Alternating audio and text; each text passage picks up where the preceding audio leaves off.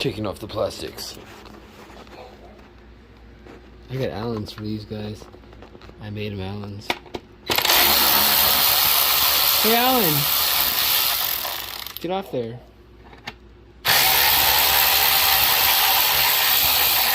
Just to let all you know, fellow grommers out there, I keep no bolts in here, no screws. I just keep 3 down there, right? You know, so 1, 2,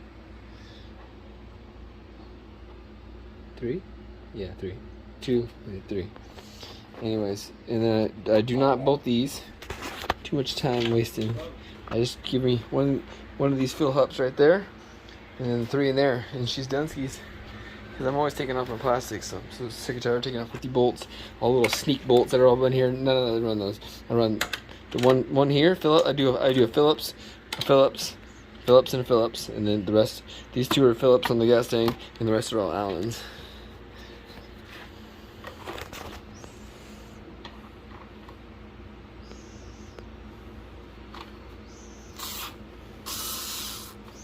Yeah, I already did that one. Yeah, let's see. There's all the Allen's are out there. Yes, there's. This one you gotta be careful because you got that little shingle bow. Take that guy out.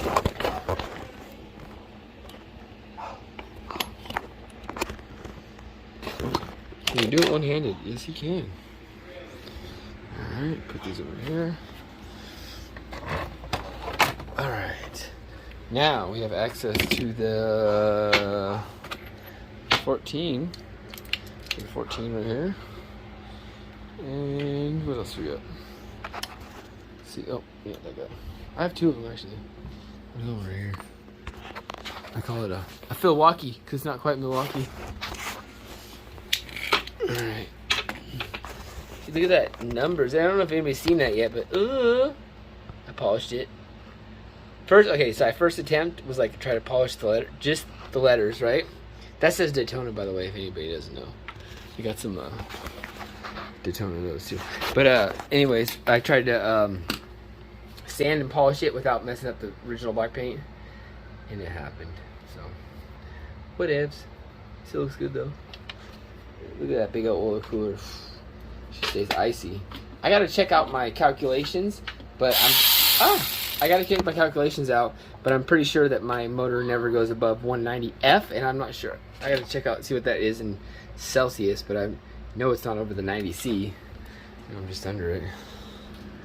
So, I try my best to keep her cool all the time. Oh, if anybody's wondering here, temperature sensor. Yeah, you guys are getting a lot of comments about this. Okay, so this right here is my hour meter. Right, this tells me how many hours I've had on the Daytona, 42 hours, right? Tells me the temperature, which is going to be 88.3, and that's going to be my oil pan that I drilled and tapped right there.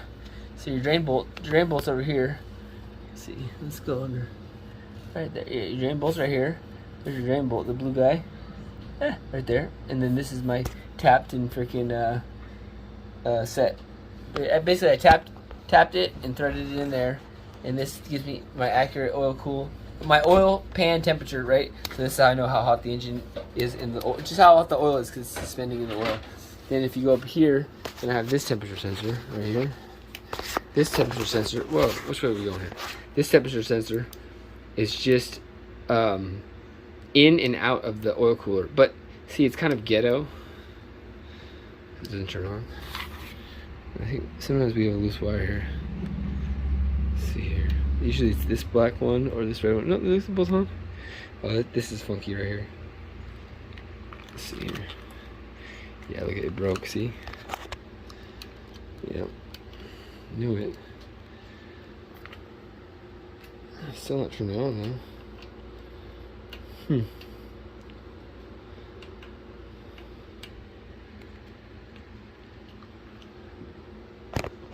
Usually when we give it power, instant ons. Oh, there it goes. Okay, so this is going to be my oil temp gauge in and out. So let's see. I can't tell right now, but there's 2 temperature sensors. You switch them to both ones, and they're both right here. Basically, what I did is I took the rubber line off. I stuck the temperature sensor. So you can see it right. It's hard to see. Let's see, there's like no light. This is it right here. Alright. Can you see it? There. There's the cord going up, but it's wrapped around the body of the metal, and then the rubber line squished up to it, and then I use the black tape, liquid black tape, to basically seal it in there. So thing is though, is it's kind of off, right? Because you got the cool air hitting it all the time, so there's going to be a slight difference in what it is, but you can see the differential still, because no matter how much air is hitting it, it should be technically hitting each side equally, right? So you're still going to get your differential, your temperature, which is typically about 20 degrees, anywhere from 10 to 20 degrees. Oh yeah, I welded a nut on these too to extend it out. It used to be a nut on this side. I think it ended up stripping, but when I stripped it, I just welded a nut on this side. That way it kicked it out this way, because I used to always hit the oil cooler and it was just kind of like pushing up on it. You can see it's kind of bending the fins on this side and in this side. Right there. That's my little carburetor set up. So if you look right here, it's hard to tell, but I slotted the holes down there. Let's see here. Get some light and get in there good. Okay, so if you look, see it's slotted. So basically I slotted the holes so the carburetor can be twisted just a little bit, because it used to hit the main little part of the frame right there. And so, what is it, a single spar frame? Single spar frame, I don't know. I know there's a name for it. Anyways, the carburetor's sitting right here. This is the PWK 33. But most people have a hard time sitting in backwards in these bikes, and they're always having a forward, but it clears. You the frame I did grind a little bit out of the frame.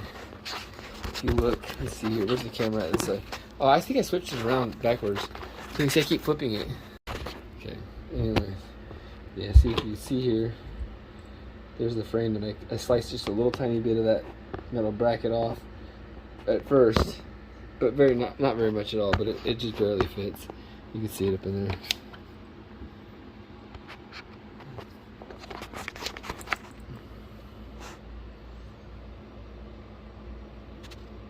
You don't have to slot it much to get it to twist up far enough to be out of the way of this metal bracket right here.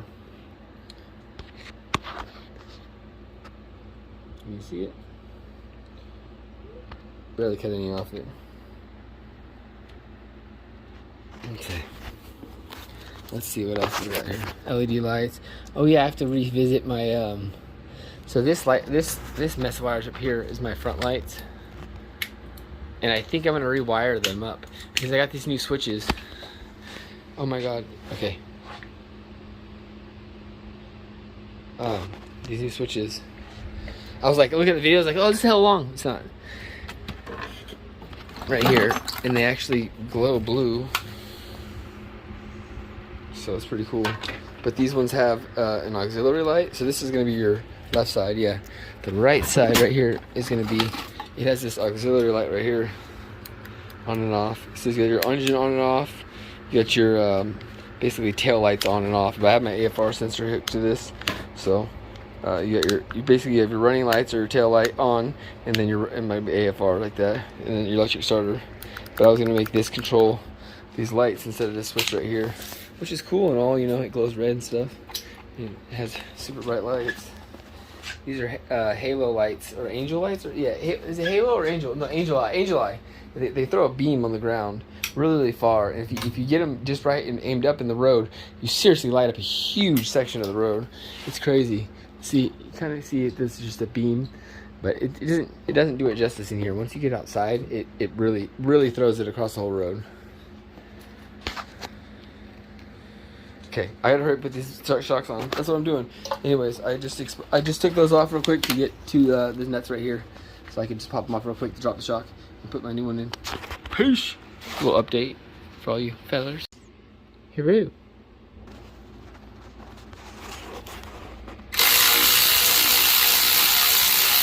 And that's gonna fall. Catch it. Get it? Alright, so we got an update here. This is where I decided to mount it for now. It's a little bracket there, a little extra bracket here I put there.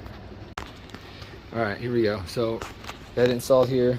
That's where I decided to put it. bracket that it came with, then a little extra side piece right here just to make it rock solid for now. I'm probably going to tuck it in maybe. I'm not sure exactly what I'm going to do with it, but I just know that this thing is amazing. This is way more responsive than those front shocks. I think I need to just put some thicker oil in there and I'll be fine. I'm at 10 weight right now. I just feel like the dial for the compression isn't that great, you know what I mean? And this is actually, yeah, so this is the compression one. And this one, like if you turn, okay, so I'm all the way negative, right? So it's the easiest, it's no, basically none. And you could push the, let's see, back and down. Easy, right? Now come over here, turn it all the way to positive, and this thing turns rock solid. Okay, now, watch. Let's see, go to the same spot. I can't push it down like it, but you can lean on it and it will slowly down. So that's awesome. So you got that. So that's your compression adjustment right there. That works very, very well. And then here's your rebound adjustment right here, fast and slow. This thing is amazing, dude. This is a really nice quality shock right here. I'm really impressed. So hopefully I can get these front ones dialed in. What sucks is that these front ones are only rebound, I guess. And maybe because there's 2 rebounds, so each one's a rebound. I was under the impression that one was rebound and one was compression. But if you turn the rebound all the way up, right, to the highest setting, which should be the tightest, you know what I mean? It still doesn't seem like it's that tight, you know? I mean, it does. It comes up pretty slow, but it's still kind of bouncy like the front shocks. And the thing is I had 185 weight gear oil in my front chrome forks, so they felt, you know what I mean? They had the, definitely, you could feel it. So we'll see how it rides. Maybe it'll be better with the, you know, bumps or something, but maybe I need to tighten my preloads up a little bit too. I mean, I tightened them up halfway.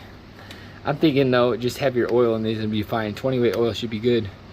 I wish that the dampening though was really like, I mean, this one's a positive dampening. Like when you turn it to all the way dampening, you can straight tell that it's freaking on there. So maybe I can take those apart and fix it. Maybe the valving's fucked up or something's not right. I guarantee you I can improve it. But that's just, I haven't even ridden it yet, so we don't even know.